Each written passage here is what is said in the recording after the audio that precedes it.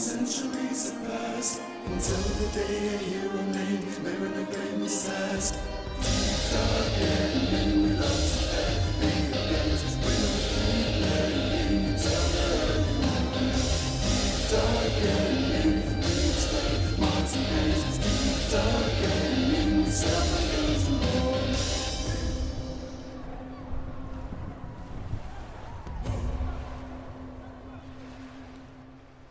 As Mariner set off on his quest, he knew he needed a crew. The navigator joined the ranks and so did Mr. Q. Sailing for adventure, stories and for treasure. We will help you through, so climb aboard and join the crew. Deep dark ending, we love to play video games. We'll keep playing until the early morning. Deep dark ending, we explain Martin Hayes. Deep dark ending, we sell the games and board.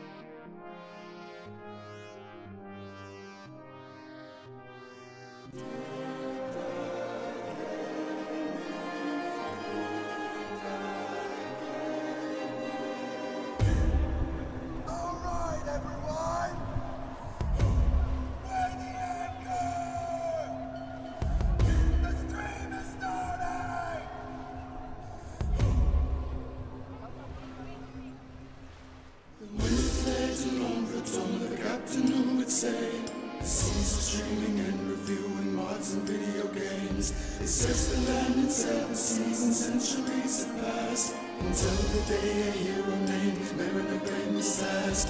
Deep dark ending, we love to play video games. We don't keep playing until the early morning. Deep dark ending, we explain Martin Hayes. Deep dark ending, we sell my girls and boys.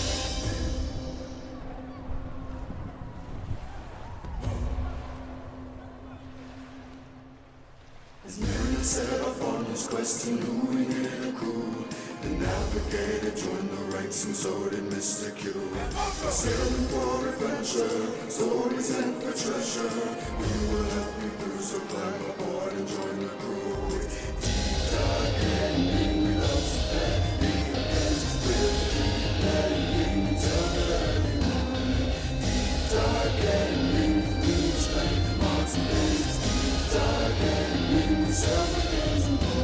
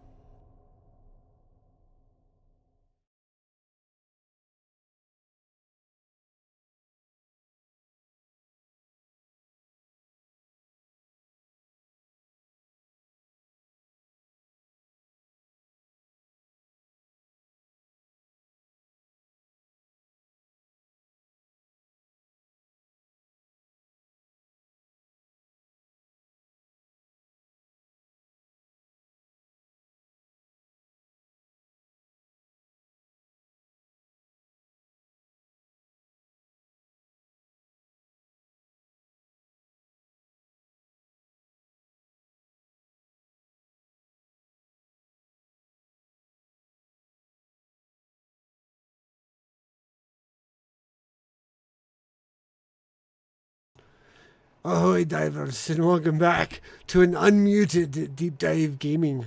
I am the Mariner, and we are back for another stream of consciousness with Hiro and Tirandeth for the long anticipated, long talked about, much anticipated Final Fantasy VII conversation.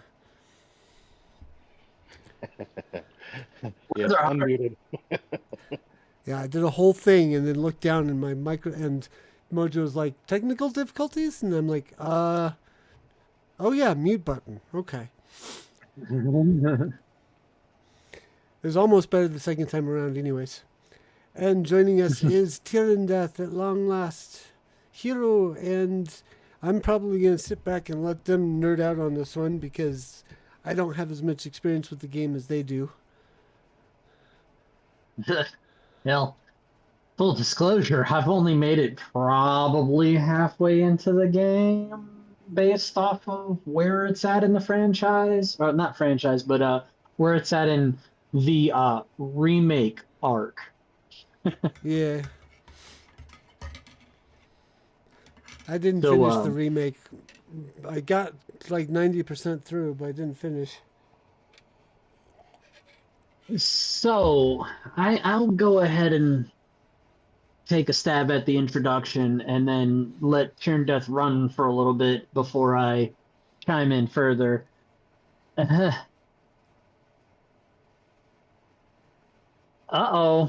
Uh-oh, Mojo's calling me out.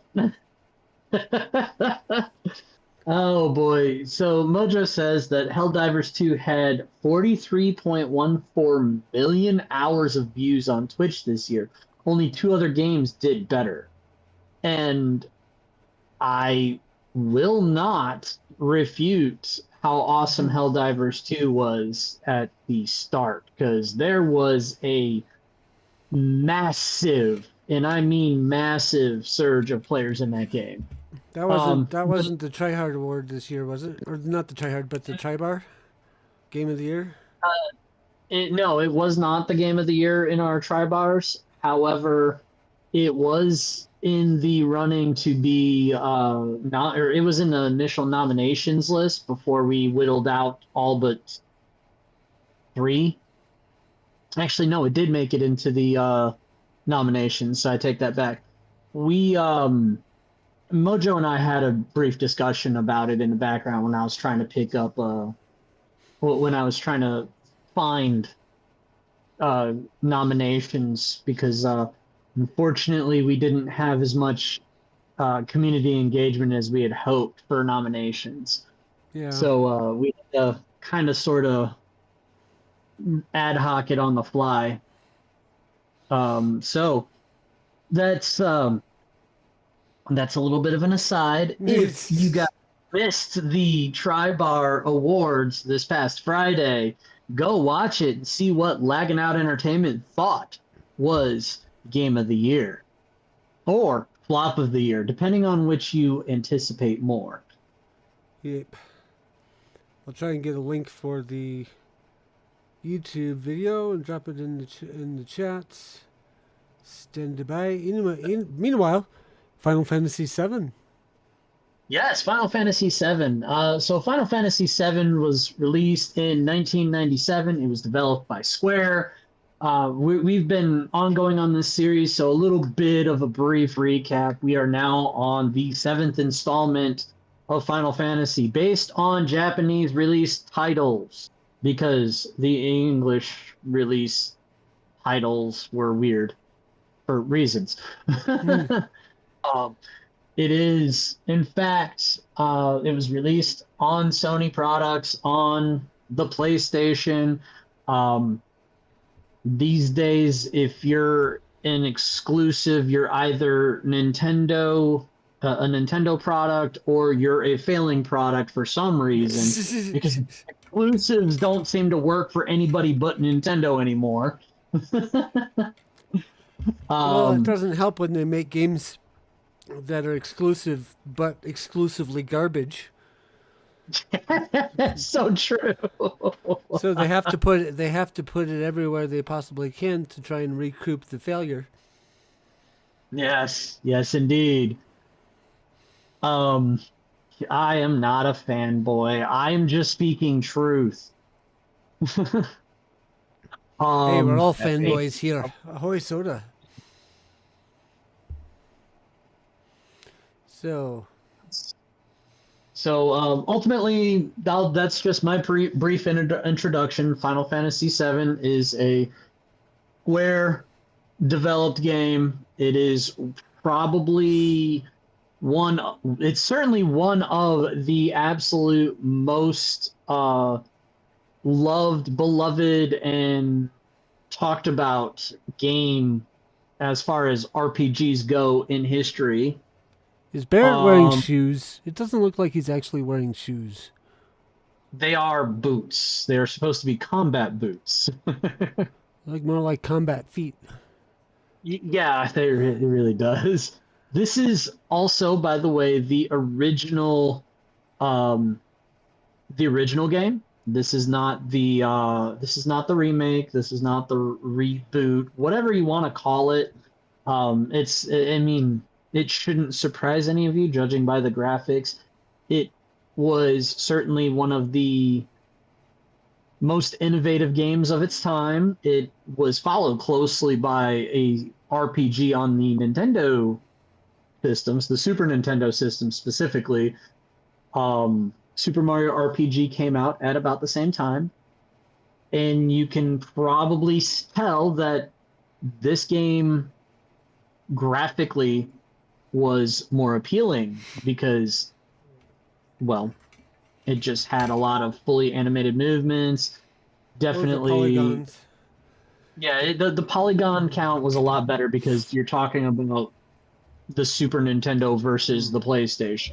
Yeah, this was a major improvement over the previous games because if you've been watching the series, the Stream of Consciousness series, you saw the gameplay from the previous 6 games, and it's definitely different because we don't have the top-down angle that we used to have.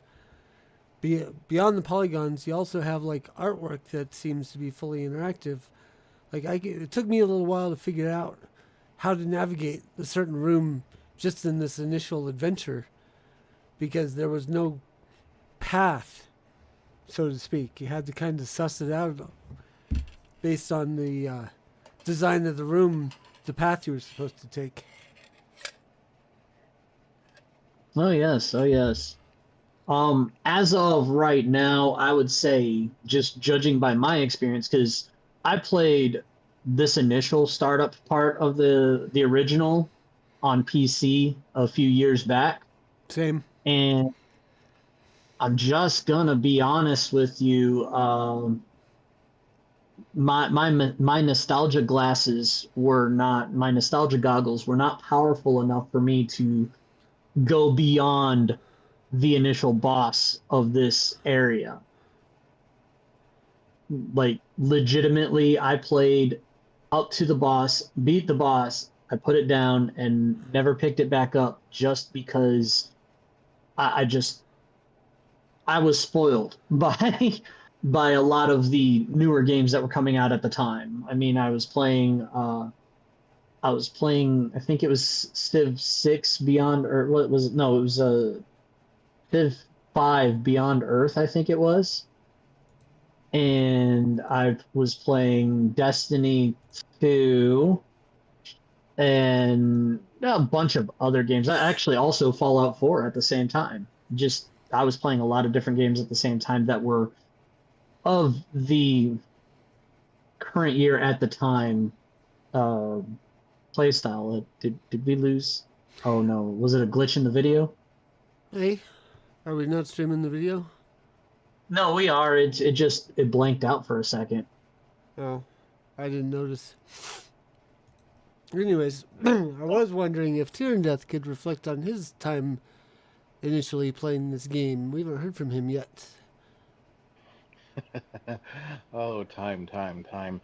I recall this particular game maxing out at 99 hours, 99 minutes, I think it was. Nine, and nine, 99 nine. seconds, I and think however many seconds. I think it was 999 hours. That was how far the timer went. Yeah, if that tells you anything, I maxed out the timer, whatever it was.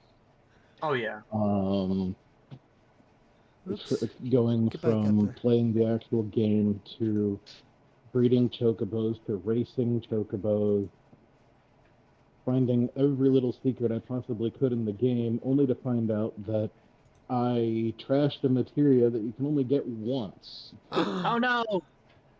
That's like using and the without it, you It's like beat using one the of the Master materia Ball on the bosses. Rattata in Pokemon. Yeah.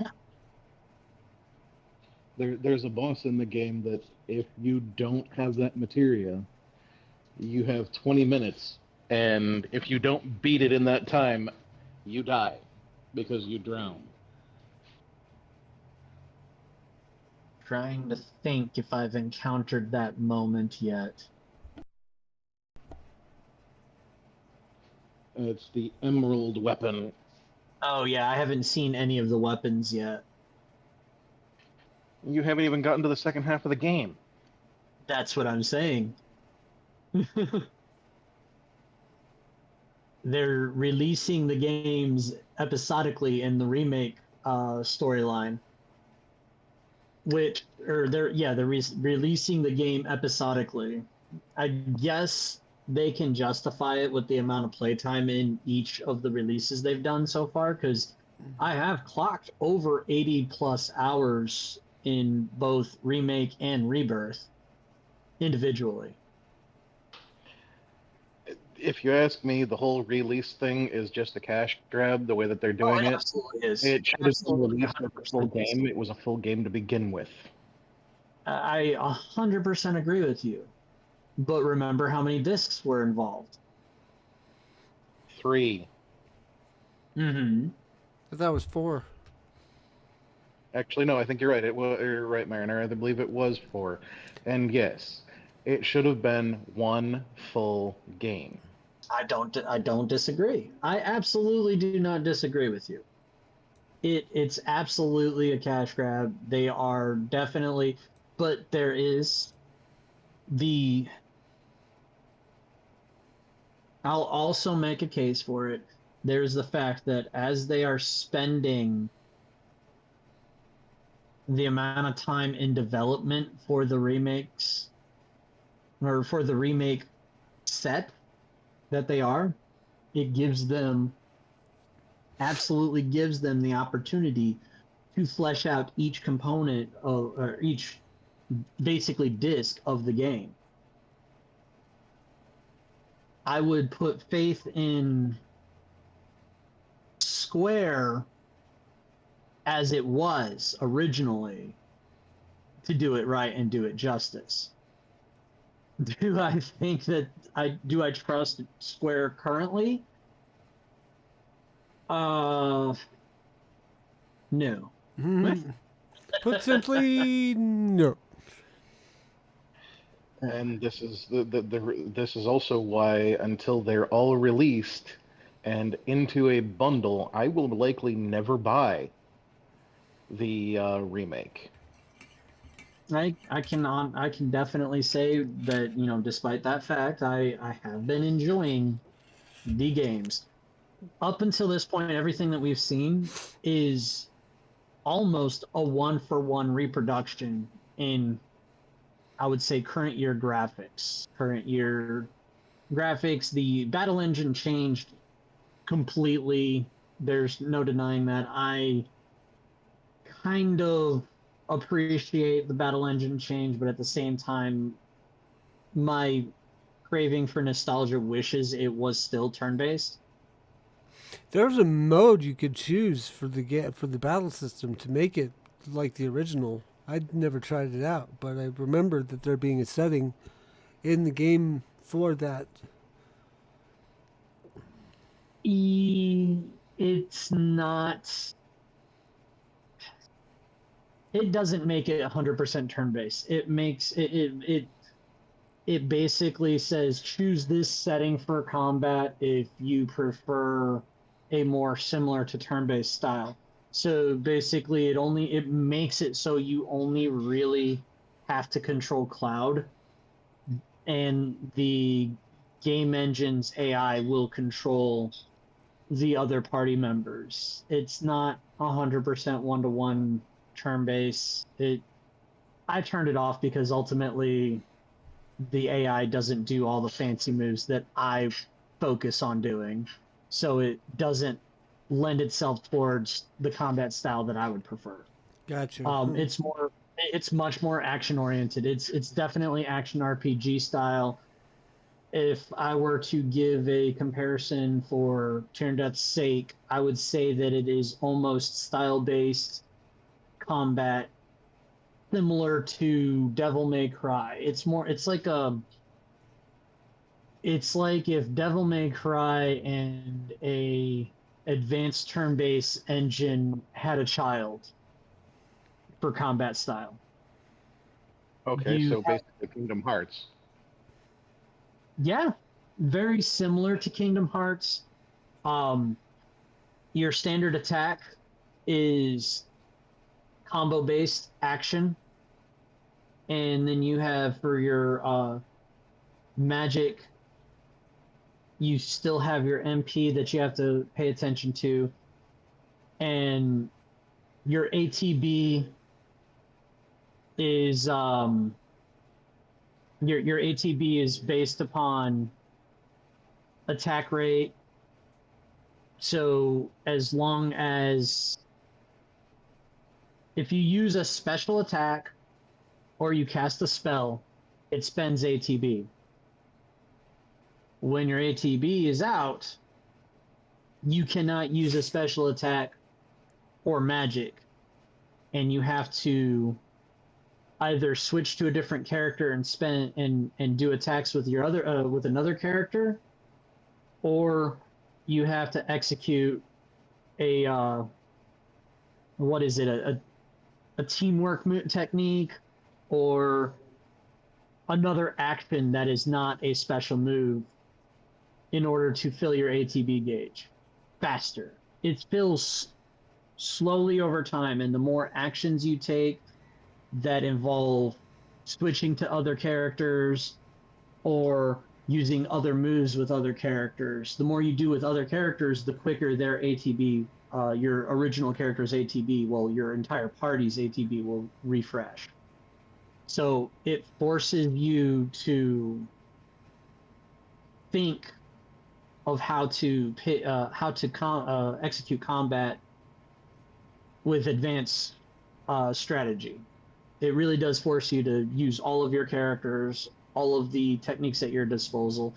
If you, like with Devil May Cry, if you use the same combo over and over and over again, you get a poorer style score when you complete the level. It's like that. Make sense? I kind of figured that, considering. Yeah. But yeah, the combat for the remake is definitely 100% different. And the story progression of 7 versus 7 remake and rebirth is not 1-to-1, but it's very close. You gotta Hey, sing, French fry Frenchie. toast. Thank you for the resub. 13 months. You have traveled 13,000 leagues with Deep Dive Gaming. How are you doing? Are you streaming tonight or just chilling? And while we're waiting for her response, Yes. but it's not 100% 1-to-1. But your basic plot is you are playing as Cloud, who is effectively ex-Special Forces or ex-soldier, which you later find out in the storyline that it was an experiment. It was a basically human experimentation with this weird alien element to create super soldiers. And you're playing as Cloud. He's former super soldier, and he teams up as a mercenary with a group of eco-terrorists to just make some money and make his way in life. And as the early story progresses, you realize that one of your party members is one of your childhood friends, and that's literally where it starts. You bust into this power plant that is damaging the planet, and you go to blow it up. Boom. Prologue done.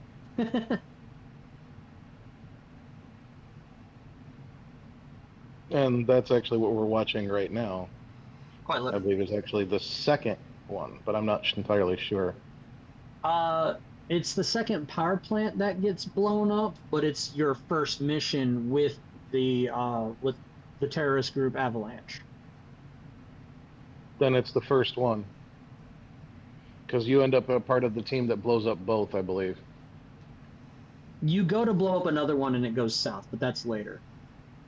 This is the second power plant that gets blown up, and the first one was done before Cloud joins. Oh, okay, yeah, that's great.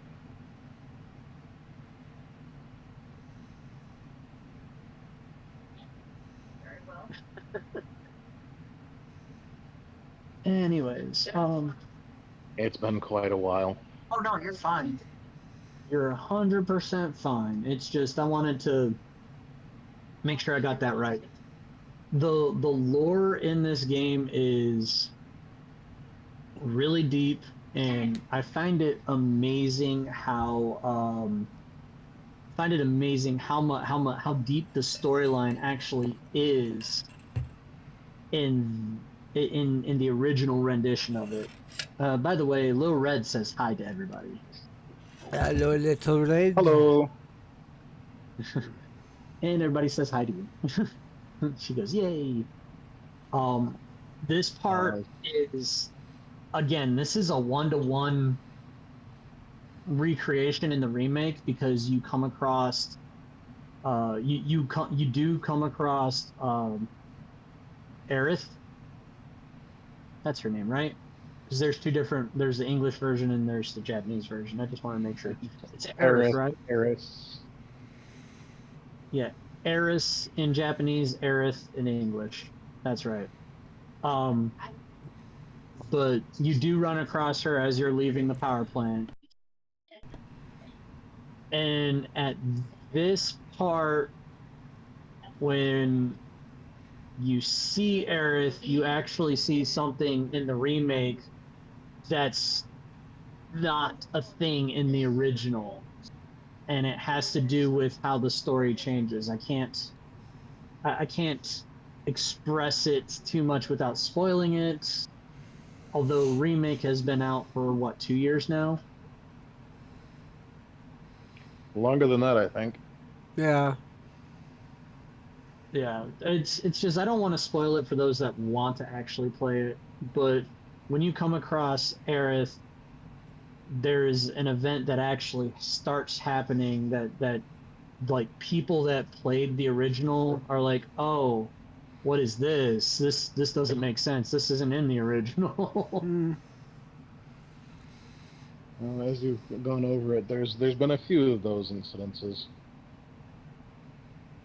Yeah, and I can honestly say it's a really interesting take, because in my opinion, without true confirmation, I think it ties to the overarching storyline that's been slowly getting drip fed out into Final Fantasy XIV. There's actually a few references to this, or that hint at Final Fantasy VII, that are in the sequel to Final Fantasy X. But we'll come up against those when we get to that particular game.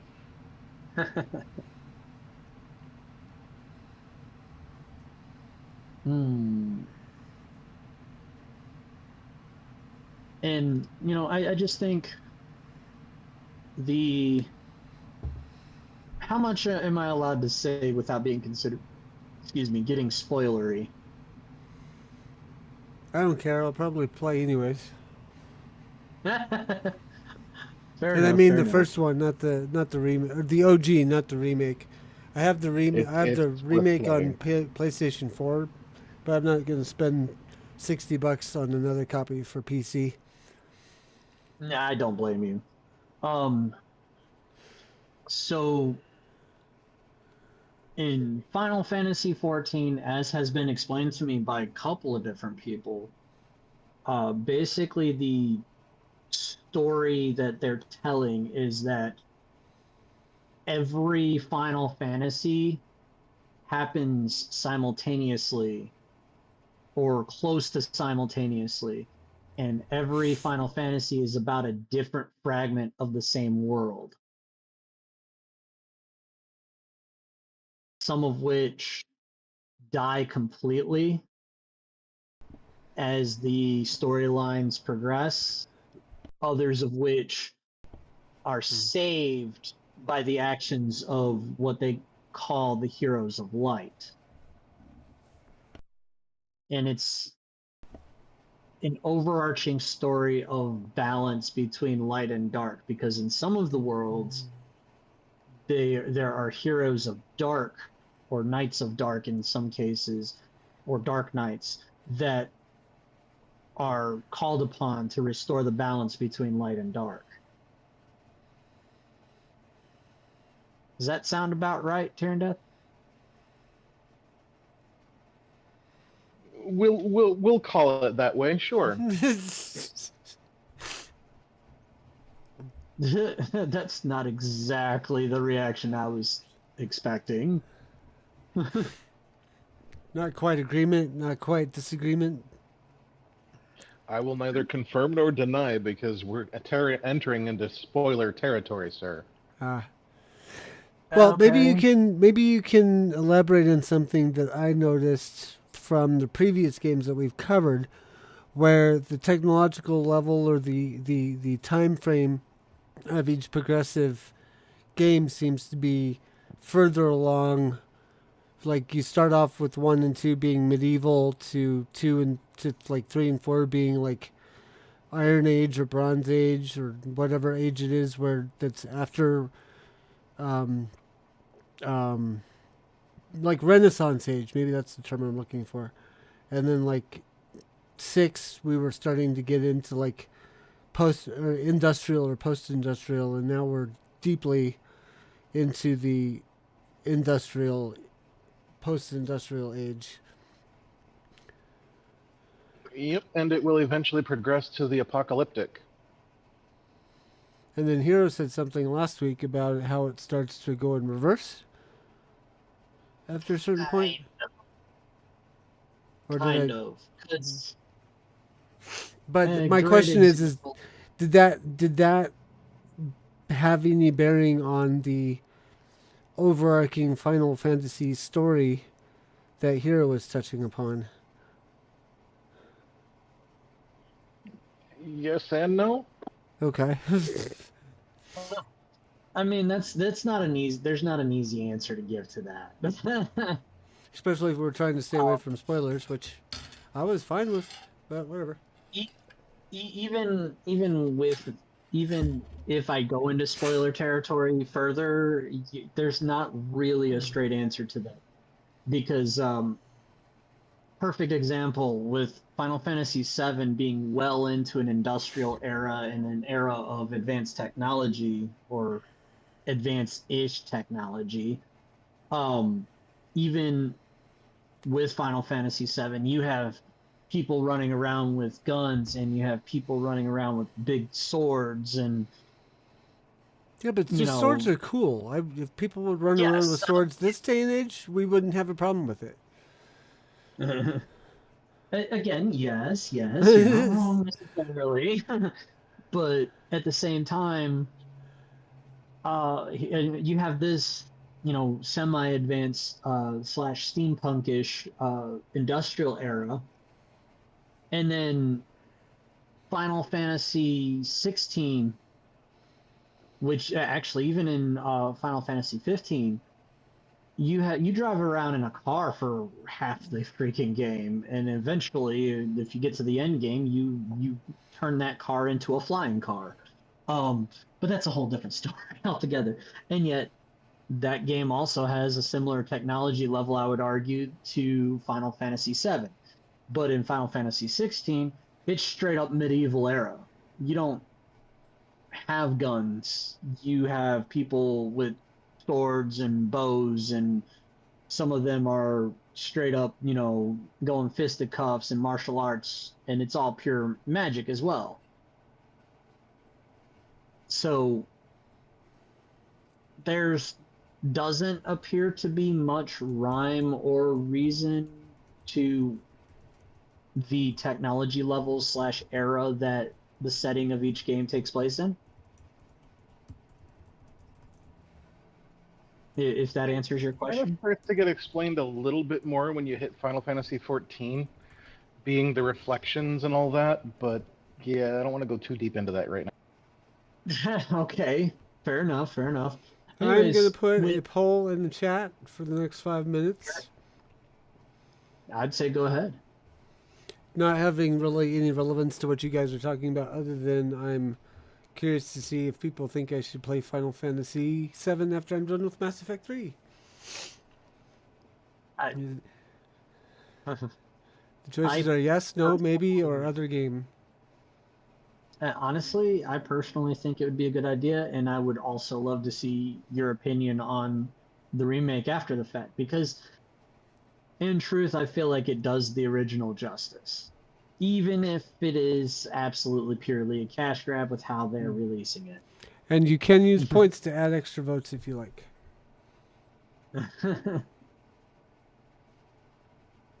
But as far as Final Fantasy goes, the story definitely progresses beyond just being a story And about ahoy Winry. Sorry. Ahoy Winry. it does progress beyond just being a story about, a group of eco-terrorists. But at the same time, it doesn't deviate from that whole theme, because effectively in this world, Shinra, the super corporation, basically runs the world effectively, or at least, well, no, that's not even the right way to say that. It basically runs this country out of this world, while other groups and other companies run other countries and other cities in this world. And Shinra, being the super corporation that they are, basically gain control over the most advanced technology and the most advanced methods of energy generation. And what they struck on with that is what they struck on with that is their method of energy generation basically tapped into an element that they found in the planet's core, which which ends up being the life stream, which is the lifeblood of the planet. If you use up all of the life stream, you Wait. It's live stream. So what is it called? Twitch, Rumble, Kick. Yeah. Terrible. Terrible, but It'll worth definitely cause a rumble. Yeah, it would. But basically, if you use up all of the live stream, you use up all of the energy of the planet, and the planet dies. There's And so does everything more. on it. Yeah, the planet dies, and so does everything on it. It's almost the live stream is almost like the Force or any other energy that exists within all life forms. If you use it all, that life form dies. It's kind of the same concept. So it is like Twitch. I will definitely say that there is so much more that goes into the lore behind this concept, but not enough time to really dive into it on this episode. We can, if we're having good conversation, make the Final Fantasy VII chapter 2-parter and resume next week. Because there is a lot to cover. I will leave that up to you to decide, sir. Okay. So again, this concept goes on throughout the entire game, up to the point, at the very least, that I'm at, where as you are progressing the story, and I haven't seen it yet in this playthrough, but as you are progressing the story, Cloud starts having flashbacks of stuff that he'd seen in the past of a character named Sephiroth, which probably every gamer knows that name in one way or another. Yes, there's a story, and there's some deep lore behind Tyr and Death and Sephiroth, but we won't go there. The One-Winged Angel, which, by the way, is the title of the boss music. Yes. Um, there are a lot of mini games in Remake and Rebirth that I believe did not exist in Final Fantasy VII initially. I think outside of the Chocobo Rancher stuff, you probably didn't get a whole lot of mini games in Final Fantasy VII, did you? Darren Death?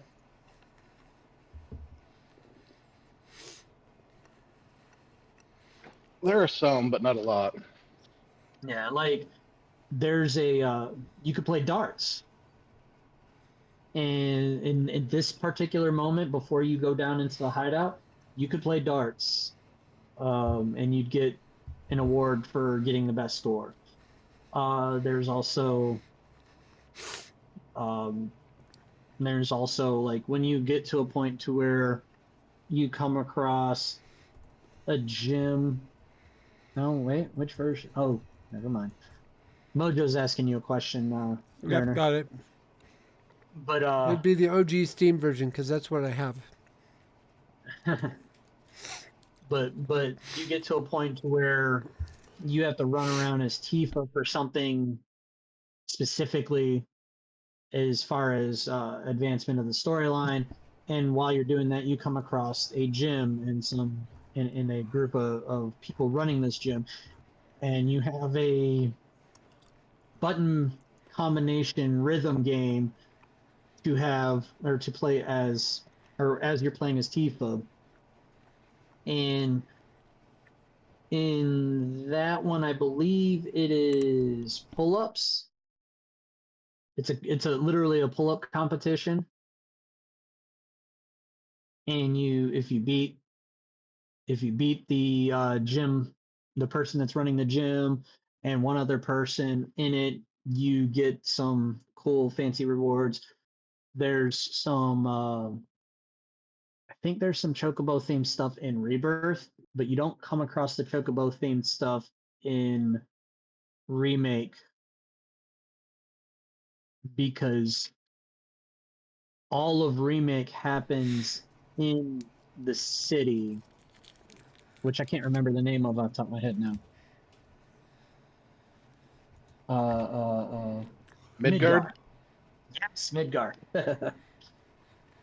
But all of Remake happens in Midgar, and then you advance through the story. You encounter you have some visionary sequences where you encounter Sephiroth, and there's a lot of hints to what's going on in the background with Sephiroth, and that I do not think is the same between the original and Remake.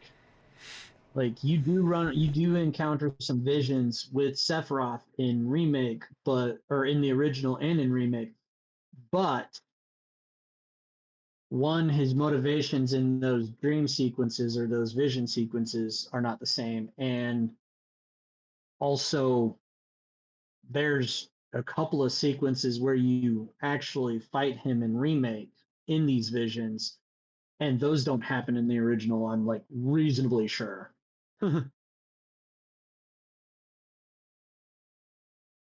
Cloud's hair looking mighty lethal.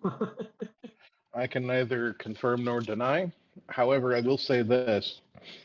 According to Hiro here, at the point in the story, you haven't even made it halfway with three games at $60 a piece, where the original was, if I recall correctly, $60. Well, 3 games at $70. Well, probably 4 if I had to guess, probably 4 games. Oh, at you know they're going to 70. milk the 4th game out of it if there's money to be made. Oh yeah, oh yeah, absolutely. Well, and in truth, I've played Remake and Rebirth, which, if I am correct in my estimation, is the first 2 discs. By the time Not I even. got to the end of Rebirth, I made it to the Temple of the Ancients.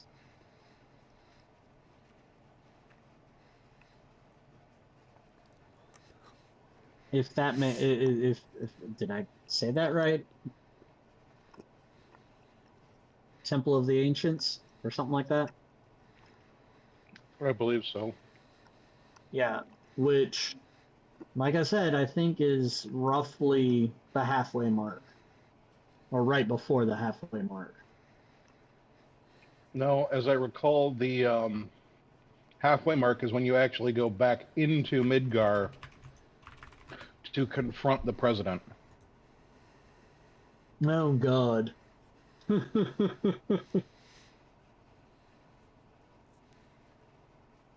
So somewhere in this storyline, after you leave Midgar, you come across basically it is, how do I say this without going too far into spoiler territory? You come across a sub, not it becomes the main plot line, but at the time it seems like a subplot line, because it seems like you're like it, by all intents and purposes, your main plot line appears to be taking down Shinra. That's like the whole thing, that Avalanche, which is the group that Cloud joins, that their main objective is to take down Shinra, basically.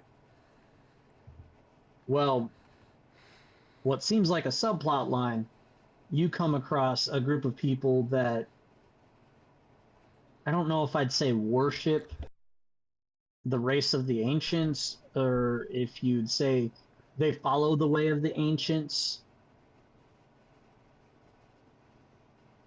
Either way, these people are guardians, effectively, of this information that the ancients were in charge of taking care of. And you find out that there was another race of people that came to your planet that wanted to live there,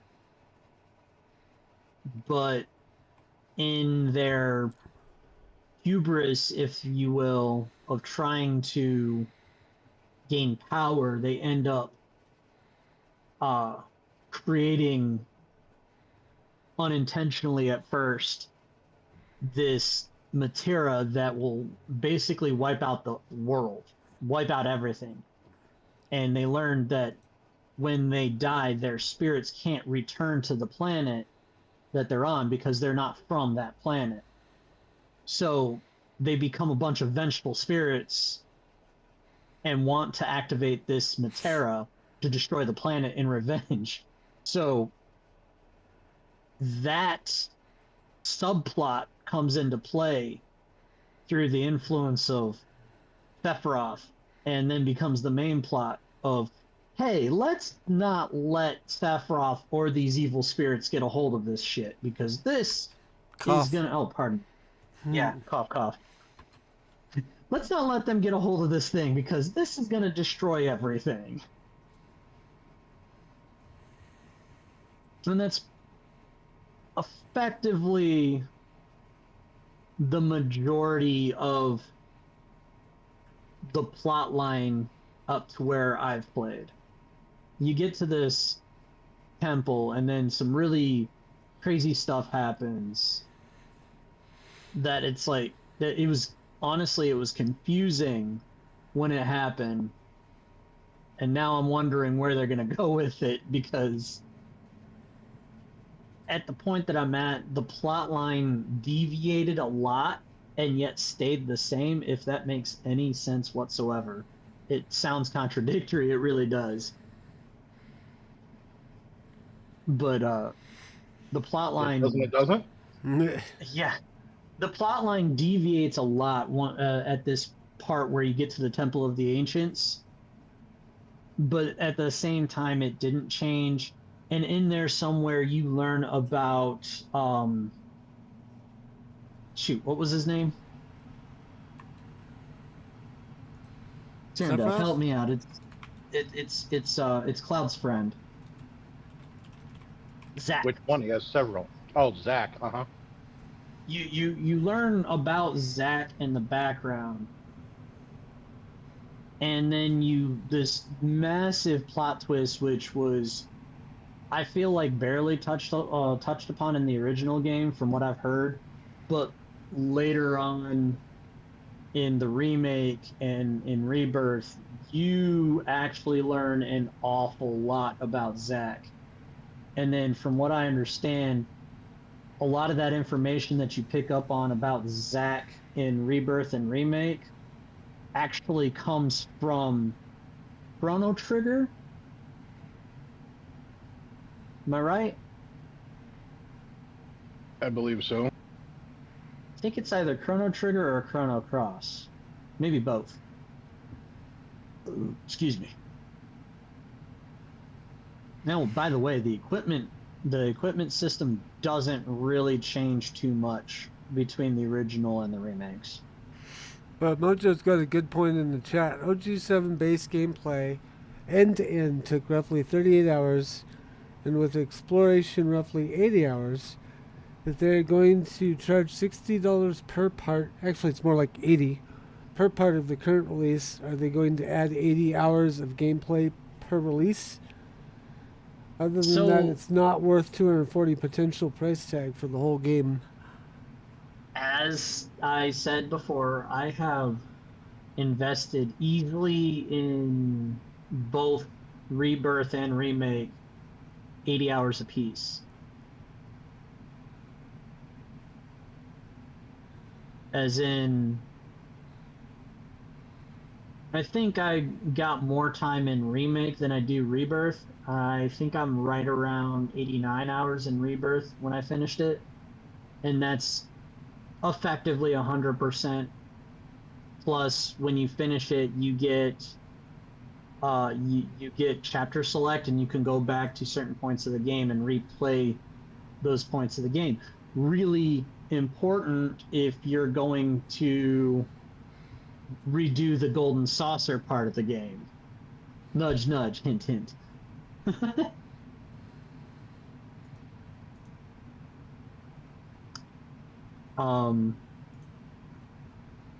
But yeah, I definitely, I don't know if I'd say it's worth it, but at the same time, I've invested 80 hours in each game, and by that standard, I would say it's worth it.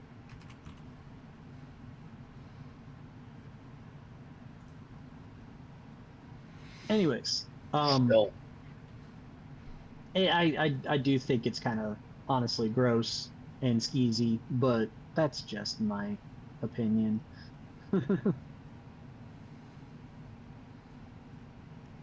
And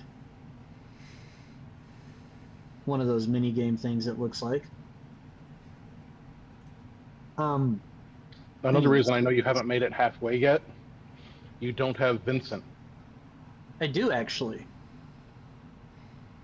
You go to Shinra Mansion about halfway through Rebirth. Is it Shinra Mansion or whatever? I think it's Yes. Shinra Mansion. Yeah. About halfway through Rebirth, you do come across Vincent. He turns into a heck of a monstrosity, but then decides to join you because he's got an axe to grind with somebody. And then, but he's not actually playable in Rebirth. And that's what I'm talking about. If he's not playable, he's not technically part of your group. He quote unquote joins your party, so he starts following you around after Shinra Mansion, and you get all the way through. like everywhere you go after he joins you as a quote unquote guest, you can find him in the different towns where you talk to him if you want to. He doesn't really talk much, which doesn't surprise me. It's Vincent. But again, he's not an actual playable character, even at the end of Rebirth. But again, the end of Rebirth / once you beat the Temple of the Ancients, that lore kind of hit hard in the feels, but at the same time, knowing what I know of where they're going, I feel like their original intent for Final Fantasy VII storyline is going to come out or shake out in the remaining installments that they do of the remake storyline. And they're not just going to do it in this real contrived way. They're going to actually really work it into the lore and really kind of shape their original intent to fit what they do with the lore. I'm kind of rambling at this point.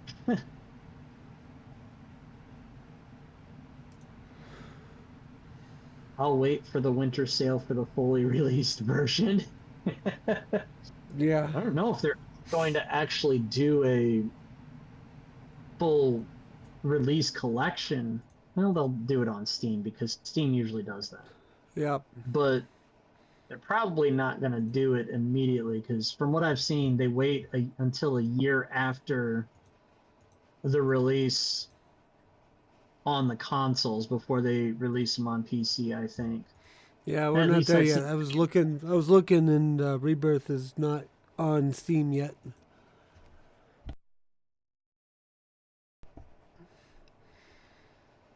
Ugh. Oh, but I got something else. Never mind. Be careful, I'm Phoenix. talking to myself. Back it up.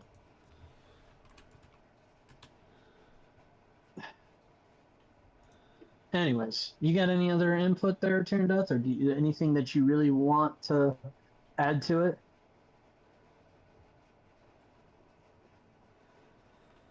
No, I think at this point we're pretty well good. Other than, Yep. it's after the fight with the Shinra president that you really start diving into the lore behind Sephiroth. Oh yeah, and I feel like they like I said, they definitely switched up the storyline quite a bit, but at the same time at the same time that it did change up, it also kind of stayed mostly the same, if that makes sense at all.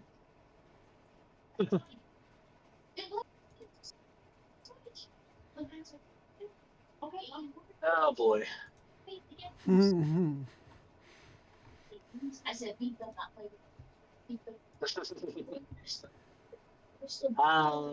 The struggles of race game. play the same stuff on it every day. Lego villain. Because we're talking about 1997 graphics.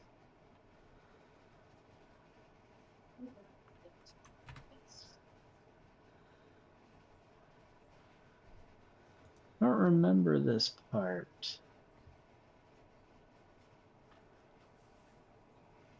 Anyways, do you feel like we got enough for another episode next week, Turn Death? Because I kind of do. I'd be interested in your synopsis following this. Potentially. We probably could do another one on this. But I don't want to shoehorn Mariner here into doing it if he's got other things planned. Nope. I figured by the time we got here that this would be. This might be a two-parter. Yeah, I mean, there's a lot here, and I could totally do a full-blown plot synopsis and but I just feel like it'd be too spoilery. Like, I can be vague and get as far as we've gotten. Fair. And you could still be very vague and go through to the end of the game, because honestly, this is a game that's been out since 1997.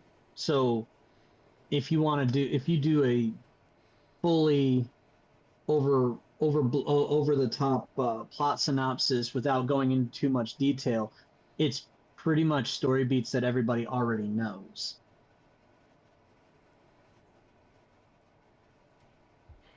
True. Oh my god, those things. So yeah, and that was actually a not so subtle hint on my part, but I've been not paying attention to not so subtle hints. So I finally realized that it is that time to end the stream for this week. So I will say that we will return next week for more conversation on Final Fantasy VII. And depending on how me and Mojo get through Mass Effect 3 this week, I might actually be playing it next week. We'll find out. Because we are almost there.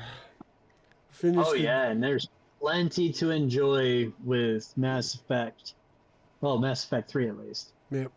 So I will say tune in tomorrow night, or tomorrow day, rather, 5 o'clock Eastern Time for more Mass Effect 3 right here on Deep Dive Gaming, followed by more Mass Effect 3 on the Lagging Out channel Thursday night, 7:30 Eastern Time. And then be sure to check out Hiro on the live Friday night, 8 o'clock Eastern Time. And then go check out the links for Tyrion Death and see where he's streaming and what he's playing. So until next time, I believe, enjoy Final Fantasy. Say goodnight, gentlemen. Good night, gentlemen. Good night, gentlemen. Awesome. And ladies. It's been great. Have a good night, guys. Yeah. Fair winds and fun gaming, y'all. Bye-bye. Bye-bye.